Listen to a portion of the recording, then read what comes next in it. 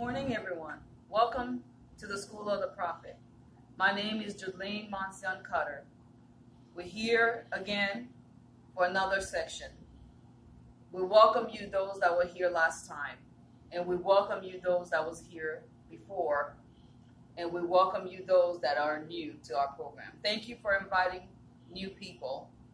Today, we're going to introduce you to a new lesson. We're going to kind of go back to what we learned last week, and we're going to enrich your knowledge into a new lesson.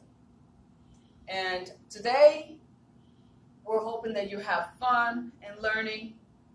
We want to bring you into the up of the church, the new things that are happening, the old things that used to happen, and what God is doing today in the church.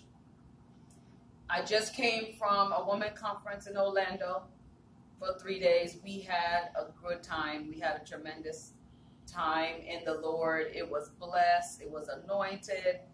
We had fun. I had fun. And I was glad to be there. And now we're here this morning, and we're hoping that you can grow with us. You can learn with us.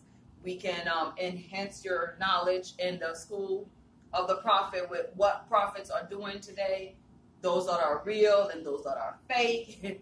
But in the church, we want to know that they are real prophets, and we want to know they were called by God. We want to know that their mission for today is authentic. We want to know that what they're doing in the church today, it is of God, not of man.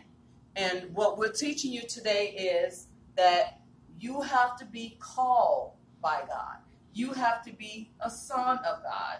You have to be one that are ordained to be a prophet, to walk in the office of a prophet. You can't just call yourself a prophet.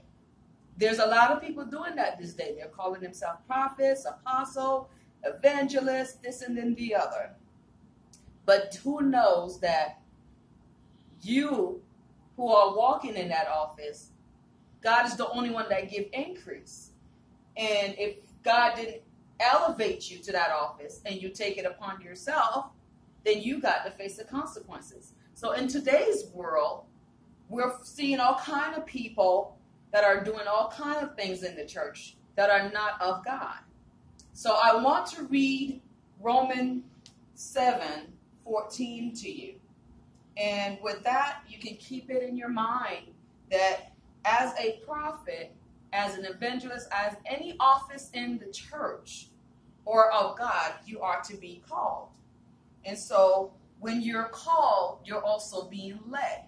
So Romans 7:14 says, "For as many as are led by the Spirit of God, those are the Son of God." So, being the Son of God, you will be led by the Spirit of God. So as a prophet, you are led by the Spirit of God. Things that are coming out of your mouth has to be led by the Spirit of God. You can't go off and say what you want to say or what you want to tell so-and-so. No, you ought to be led by the Spirit of God. So I welcome you today into learning how, as a prophet, to know when they are led by the Spirit of God, to know if they're walking in flesh, to know if what coming out of their mouth is from God, because it should line up with the word. If it doesn't line up with the word, it's not of God.